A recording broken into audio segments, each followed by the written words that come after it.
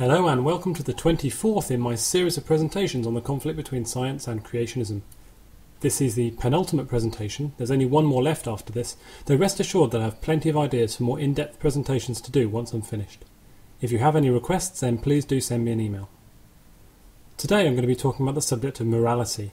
One might wonder just why I'm covering this in a series on the subject of science, but I thought it merited a presentation because it's a strong source of propaganda for the young Earth creationists, and it's often used as a smokescreen to divert attention away from the inadequacy of their actual arguments. In particular, in this presentation I will, as ever, be looking at a number of claims made in the presentations of the infamous young Earth creationist Kent Hovind. This means that I won't be covering the whole topic, and I won't even be covering it in any sensible order. I'll just cover the topics that Hovind himself mentions. So let's get started. One of the most common objections to evolution is that it leads to immorality. In general, creationists are trying to make two claims here. Firstly, that evolution is incompatible with any kind of religion and therefore implies atheism, which they consider intrinsically immoral. And secondly, that evolution is somehow an evil and corrupting idea in and of itself, for reasons that we will examine later. Both of these claims are, of course, false. Many working evolutionists are religious people, most famously the leading geneticist Dr. Ken Miller, whose testimony at the Dover, Pennsylvania trial in 2005 totally demolished the creationist case. Another good example is geneticist Francis Collins, an evangelical Christian. The theory of evolution does take away one strong argument for religion, namely the argument from design, which states that the only way that the life we see around us could possibly have arisen is through the intervention of a supernatural entity. Evolution shows us that the argument by design is not correct. However, science has no view whatsoever on the actual existence of a god or gods. All it can do is to put limits on the kind of gods that could possibly exist.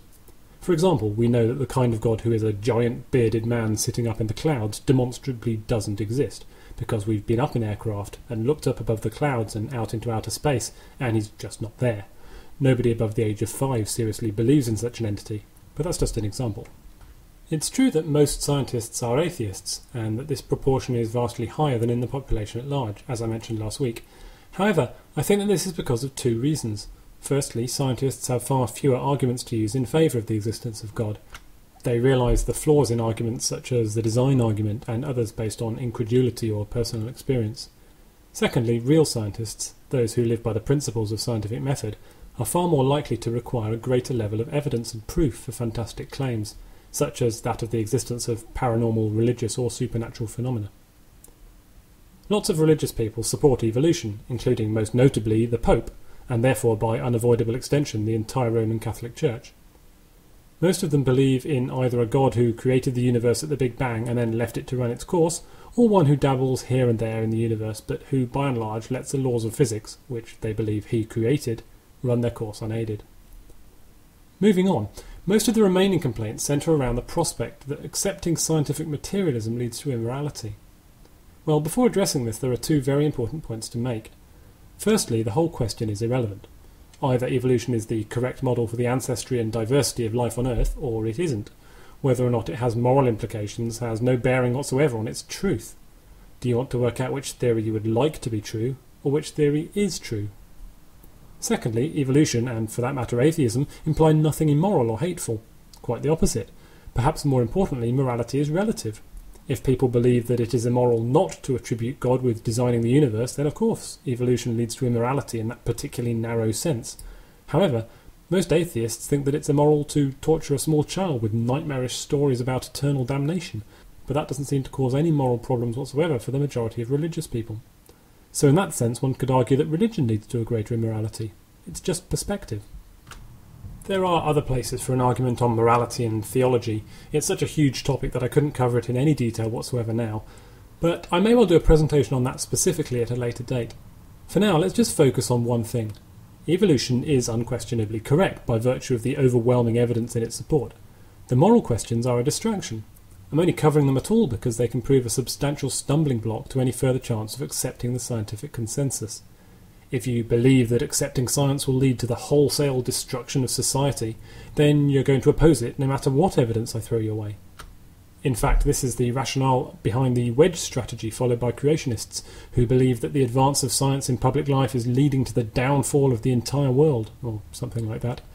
Their clear and stated aim is to insert religion into schools by whatever way they possibly can, and they will stop at nothing to do so. However, it's important to realise that a huge range of life choices can justify atrocities and evil.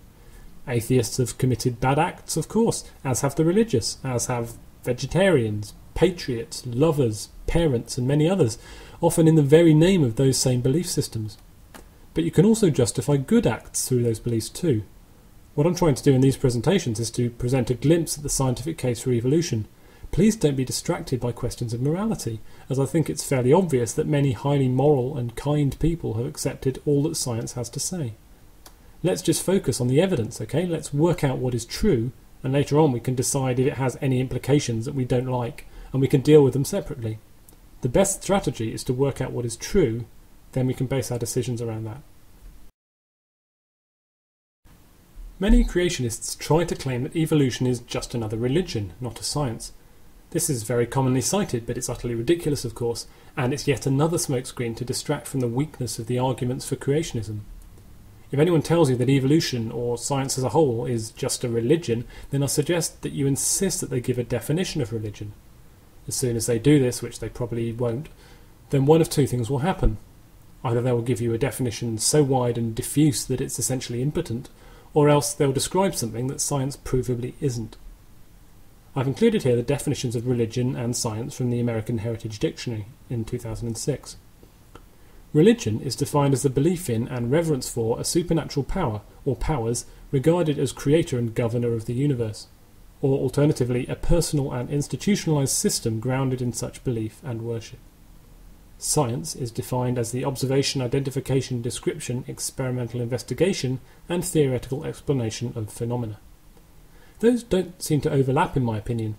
I think the definition of religion pretty much has to include at least some supernatural claims, or else it's not clear what the purpose of the word actually is. Hovin tries to suggest that science is like a religion because it involves taking things on faith. I guess in a very vague sense he's right. Science involves making a few sensible assumptions about the way the universe works, such as assuming that the universe follows certain laws that we're able to investigate, and which don't whimsically change to thwart our efforts at comprehension. It also assumes that our senses give us an accurate impression of the universe around us. Of course, any type of knowledge of any kind requires those assumptions. You can't be a scientist without assuming those, but neither can you be a geographer or an economist or a historian or a literary critic or a sports person, a musician or a journalist. If this is Hovin's definition of religion, then absolutely every subject in the history of human knowledge is a religion, and his definition is now utterly useless. Many creationists try to claim that not only is evolution some kind of religion, but also that scientists worship Darwin as their god. It's a strange sort of claim, and is yet another ruse, again to deflect attention away from the fact that the actual creationist arguments are so flimsy and indefensible. Of course, many scientists greatly admire Darwin because he was a great mind, a courageous thinker, a meticulous and determined scientist, a moral man, a great father, and a towering figure in the history of human thought. He also had a great beard. But there's a huge chasm between the concept of admiration and worship. Yes, we admire Darwin and the great work that he did, but we don't worship him. We don't believe he was infallible, for example. Darwin got several things wrong in his original work on evolution, and he was ignorant of much of modern science, including genetics and radiometric dating. The bottom line is that the person who proposes a theory is irrelevant. The theory itself is what science acts on, and the theory is what makes it into the scientific body of knowledge, or sometimes not. I think the only reason why scientists spend so much time talking about Darwin is because creationists spend so much time attacking him, discarding his life's work and ridiculing him as a human being. I think we react to what we see as a great injustice, and we perhaps defend him as one of the family, as it were. We wonder why it is that such a thoroughly decent bloke can be treated so harshly. And maybe, just maybe, we hope that if we ever come up with an idea so extraordinary as Darwin's great insight, we hope that we'll get treated a bit better. Does Darwinism lead to evil? Well, first of all, let's just avoid this loaded terminology, Darwinism. This is a word that you will never find in any scientific paper, and it means very little to any scientist. Today, the theory of evolution, its modern form, though based on Darwin's original work, is so different from what Darwin wrote about, so vastly more complex and intricate, that it makes no sense to name it after its founder. In contrast, for example, to Newtonian physics, which is basically still founded around the exact same laws that Isaac Newton discovered over 3 centuries ago. There are at least 4 main ways to deal with this topic. and the main claim that goes with it, that the most evil figures in history were somehow influenced by evolution to commit their terrible deeds and atrocities. First, it's fair to say that Hitler was a Catholic for most of his life, and he was still using highly religious, even creationist notions in his speeches right up until at least 1938. The Nazi armed forces had the slogan "Gott mit uns," or "God with us," on their uniforms. Of course, after the war started, Hitler realised that the Church opposed his genocidal aims, or at least it sort of opposed it. The Catholic Church was notoriously silent on the issue, and still is. So Hitler went all out to destroy them at that point. In fact, the Catholic Church only ever excommunicated one member of the Nazi High Command, and that was Joseph Goebbels. And it wasn't for his part in some of the greatest atrocities against humanity in the history of our species. No, it was because he married a Protestant. Apparently that's a really unforgivable sin. Joseph Stalin, the tyrannical Soviet dictator responsible for the deaths of millions of his own people, began his adult life in an Orthodox seminary, training to become a priest before turning to atheism later on. The Russian Orthodox Church went deliberately up against the Communist Party in an attempt to force it from power, and after that point it was targeted by the governments and largely shut down. Opened up again in the 50s and allowed to grow, largely for propaganda purposes. I don't think that this argument is particularly strong though.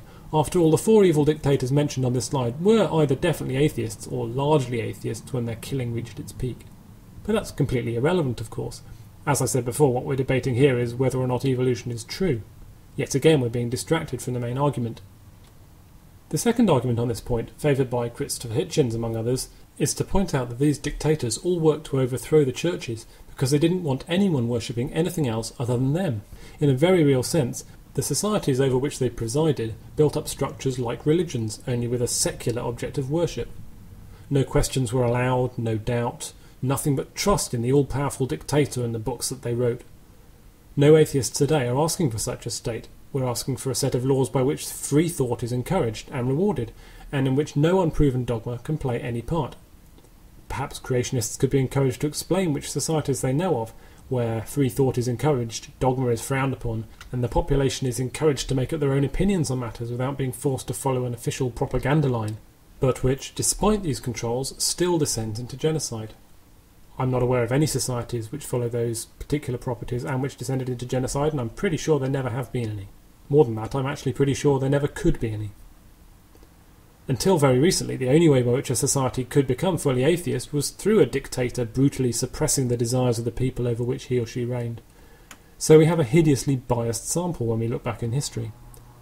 Nowadays that's no longer true, so atheistic societies can arise without dictators being required, and we're seeing several of them, especially in Northern Europe, where many of the countries such as Sweden and Norway and Denmark are largely atheistic and are definitely not descending into anarchy or evil.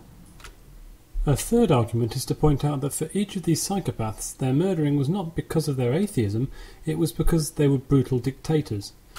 None of them went around saying, "Because there is no God, I must kill people," in stark contrast to religious murderers who often kill because of their religion, i.e., because there is a God, and because this God said that certain acts are wrong, I must kill people who carry out those acts.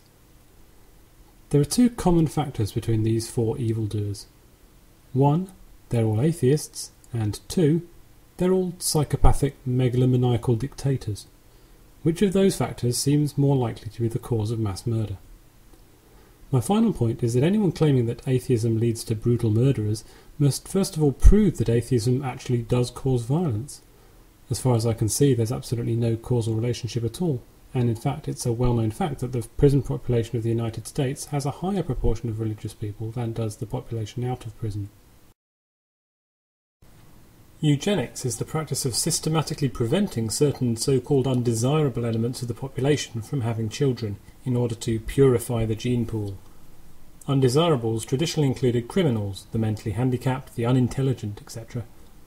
Many of the traits against which these social theories were designed are largely non-genetic, so the effort to stop the afflicted from breeding would have had no effect. For example, many negative traits could be carried recessively by a parent and we would never know. Quite apart from that, the concept that society should follow natural mechanisms totally misses the point. We don't have to do things just because they're natural. Humans have another way to solve our problems. One way to deal with, say, heart disease would be to kill off everyone susceptible to it. Another, more scientific one would be to encourage a program of healthy eating and exercise backed up by scientifically proven drug treatments. Similarly for criminality, We could execute everyone with even the slightest propensity towards criminality, or we could help to eradicate poverty, drug abuse, child abuse, and all the other causes of criminal behaviour. I don't think many people today would say that eugenics is a morally correct thing to do, and not only that, but it's fairly obvious that most of the problems to which it was applied would never have been helped by its application. For example, attempting to cure handicaps caused by birth defects through eugenics misses the point that most of them are entirely non-genetic. But of course the greatest objections are moral ones, so let's move on and look more at this topic in general. Eugenics is very closely aligned with the concept of social Darwinism, a term coined by Darwin's cousin Francis Galton. Social Darwinism is the umbrella term concerning the application of the loose concept of survival of the fittest to social problems such as overcrowding and the issues that I mentioned on the previous slide. Of course, as I said previously, the logic behind this is totally unsound. Selectively preventing certain people from breeding solves very few problems and creates a whole load more, not least of which the obviously ghastly moral failure of the entire enterprise. But the main argument against social Darwinism is purely that it falls for the so-called naturalistic fallacy.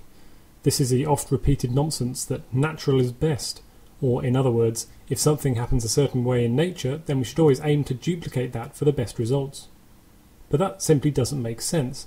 Nature is always put forward as a wonderful thing, but in reality it can be profoundly immoral, unforgiving, full of pain and suffering to unimaginable degrees. Evolution explains why this is so.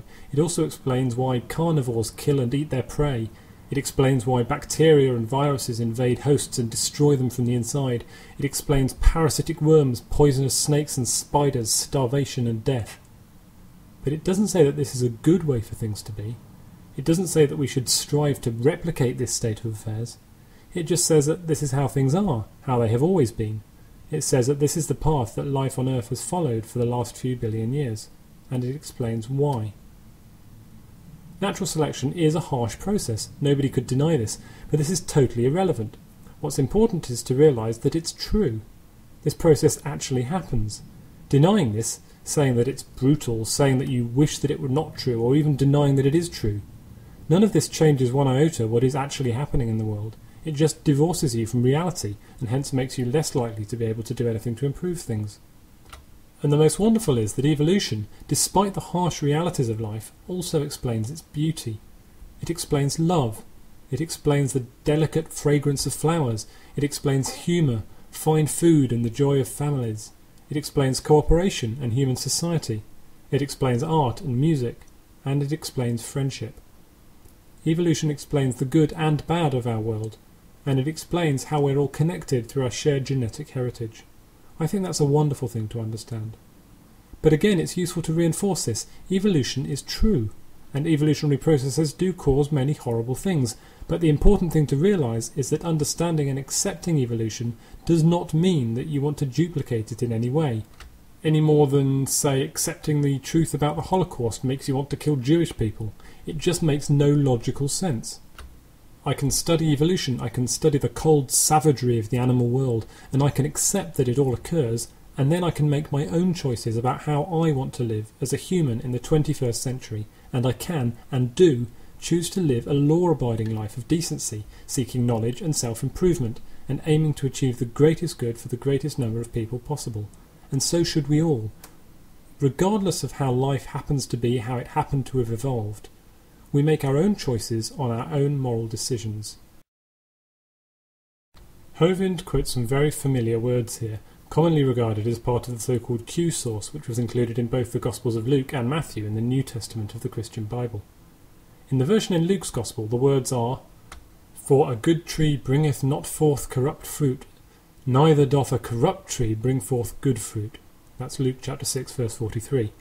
And in Matthew's Gospel, "Even so every good tree bringeth forth good fruit, but a corrupt tree bringeth forth evil fruit. A good tree cannot bring forth evil fruit, neither can a corrupt tree bring forth good fruit." That's Matthew chapter 7, verses 17 to 18. Hovind says that evolution brought forth the fruit of social Darwinism and eugenics, and hence it is a corrupt tree and we should discard it. But this is an obviously nonsensical argument. For a start, the original claim, allegedly by Jesus, is clearly not true. An apple tree can produce a harvest of mostly good apples, but some can go bad. Anyone who's ever grown any kind of fruit tree will know this all too well. But even if we follow the analogy, it just doesn't hold. Pretty much anything brings forth good fruit and bad fruit. And that includes religion, of course. One need only look at the Crusades, the Inquisition, suicide bombings, religious fanatics, bombing abortion clinics and murdering doctors, all abhorrent and evil by any reasonable standard, but all inspired by religion. But religion also causes many good things too. But if we follow Hovine's argument, then religion is a corrupt tree, regardless of the good it can do, and it should be cut down and thrown into the fire. But I'm sure he doesn't go that far. Instead, he applies outrageous double standards. The internal combustion engine gave us the incredible gift of automobiles, trains, and all manner of powered apparatus, but it also gave us pollution, destruction of wildlife to build roads, and inevitably automobile accidents. Sunshine is vital for life on Earth, but also leads to skin cancer. Electricity makes a 21st century life possible, but it also causes death by electrocution. Water is also vital for life, but it leads to drowning. Oxygen makes life possible, but it also causes fatal house fires. The argument that a good thing can only produce good outcomes is just ridiculous. One of the greatest discoveries of modern biology is that we are all related. All human beings spring from common ancestors in the African continent sometime in the last few 100,000 years. It also shows us that the actual genetic differences between races are smaller than those within races, that the differences that spark wars and intolerance are really not as fundamental as the bigots and racists believe. But yet it faces opposition from many in creationist circles for exactly this reason. The Mormon faith, for example, famously taught until recently that those of African origin were inferior to white people, and that their dark skin was a curse from God for their ancestors' disobedience. And it's certainly true that a large number of scientists in the 19th century would have been racist, of course. In fact, it was a belief system that went pretty much unchallenged at the time, and it was just assumed that dark-skinned people were inferior to those of white skin. But evolution teaches us that there is no such thing as superiority in nature. No one race is preferred or superior. There is no direction to evolution, no ultimate goal towards which we are all striving, and compared to which some are closer than others. Once people understood evolution and genetics, it became obvious just how equal we all are. And the only real way that we can possibly have known this is through the scientific understanding that we've gained since Darwin's brave idea. Can we be good if we don't believe in God? Or, if we're in a philosophical mood, can we be good if there is no God, regardless of whether or not we believe in him, her, or it? This is a pretty big question, as I'm sure you realise, so I'll probably have to cover it in much more detail at a later date, but it's worth covering here in a little detail anyway. And of course it's strictly irrelevant to the subject of evolution, as plenty of people find it perfectly easy to accept the truth of evolution and all the rest of modern science alongside a strong faith in God. However, if you are a religious person and you believe this claim to be true, then let's examine that point of view a bit further. If you believe that only people with faith in God can be moral, or can do moral acts, then ask yourself if you would commit rape and murder if you thought there was no God. Is the only reason why you don't do things like that because you're afraid of punishment, or is it something else? Morality doesn't come from religious books. If it did, then morality would be very different.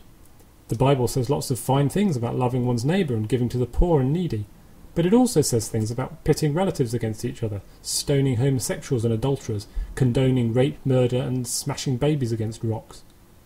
Why do most modern Christians ignore those other examples? Because they have a sense of morality that is independent from what the Bible, or indeed any holy book, says.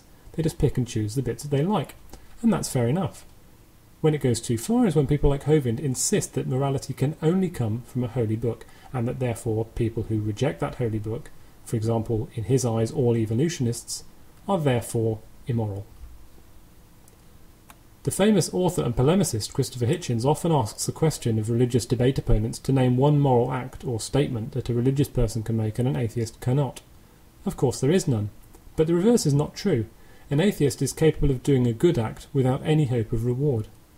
A religious person can never do that, because they believe that a just deity is watching them and will reward them for their behaviours. The Bible itself says this about giving. When you give to the needy, do not let your left hand know what your right hand is doing, so that your giving may be in secret. Then your Father, who sees what's done in secret, will reward you. That's the Gospel of Matthew chapter 6, verses 3 to 4. In other words, we should not boast about our giving in front of other humans, but be assured that you will be rewarded for every good deed you do. How is that moral? How is that any more good than if I were, say, to work for a charity for a day, knowing that I would get paid £10,000 for my time? To me, the most moral action is one that's done not because you think that you'll get a reward, fame or fortune for what you do, but you do it because it's the right thing to do. I don't do evil, malicious things because I believe them to be wrong, and because I don't want to harm other people, not merely because I think that I'll be punished if I were to do them. It may be that you don't think there's any point in being good to fellow human beings unless you believe that there's some deep cosmic purpose to life, or some ultimate underpinning to morality. If that's what you're after, then perhaps you'll remain on Hovind's side on this particular section of the debate. But personally, I don't believe that there's any such framework to the universe, and I don't believe that we are any the worse for that. An atheist does good because it gives him or her great pleasure to know that they're helping others, and that's enough. We don't seek any reward except for the ultimate satisfaction of having, we hope, lived in such a way as to leave the earth a better place for our existence. I can't imagine wanting any more than that. And, just in case you forget, many people who fully accept all that 21st century science has to offer are still practicing Christians. They live moral lives according to what the Bible says, without having to believe that everything in that same Bible is literally true. This is one of Kent Hovind's weirder claims, that Darwinism somehow leads to communism. I really don't understand how this works in the slightest. An understanding of evolution should be one of the best ways to prove that communism doesn't work. When you look at the mechanism of competition, it becomes obvious that humans, like any animal, have evolved to live in a complex state of conflict and cooperation. We are overwhelmingly predisposed to help those around us, with greatest emphasis on nearest kin, but we also have a desire individually to climb to the top of the hierarchy in which we find ourselves. That will never change as long as we remain human, and as long as humans retain a certain degree of kin selfishness, that is, preferring to help themselves and their nearest kin over and above strangers, and as long as we respond to incentives, then communism can never work. Incentivization is vital to human society because of the evolutionary history of our species, yet communism eliminates it. So Hovind's argument here makes no sense to me whatsoever. If anything, Christianity is far more communist. The early Christian church was very much like a communist society where everyone contributed according to their ability and took what they needed from a communal pot. This is very clear from the biblical quotes on this slide. All the believers were together and had everything in common. Selling their possessions and goods, they gave to anyone as he had need. That's the book of Acts, chapter 2, verses 44 to 45. That sounds strikingly Marxist to me. So I've covered all the points I wanted to make, but let's be charitable for a minute. Imagine you were presented with a theory that, if correct, you believed it would lead not only to the complete collapse of society into anarchy and destruction, but also to the total and irreversible death of you, your entire extended family, and all of your friends and loved ones. However, if you could disprove that same theory, then it would mean that all of you could live in eternal bliss and happiness. I think you'd fight pretty hard to disprove that argument using any trick you could. Any argument, no matter how implausible, and any line of reasoning, no matter how irrelevant. And you would recycle the same arguments no matter how many times the opposition disproved them. You would trawl millions of literary works in search of quotes to support your side, or scraps of evidence that might prove to be the one piece of evidence that brought down the opposition. There is no way you would ever give up hope of disproving that theory because of the terrible thought of what it would entail should you accept defeat. In short, you would behave how many fanatical religious people behave when debating against science, because they think that they are in exactly this situation. Well, that's all for now. As ever, there's loads more information on my website at frame.net, where you can also find a transcript of this talk and all the following ones and all the previous ones, and you can keep up to date with my blog as well as learning about some of my other work. See you next time for the 25th and final presentation in this series, when I'll be covering all the other miscellaneous topics that I've not covered so far. Thanks for listening.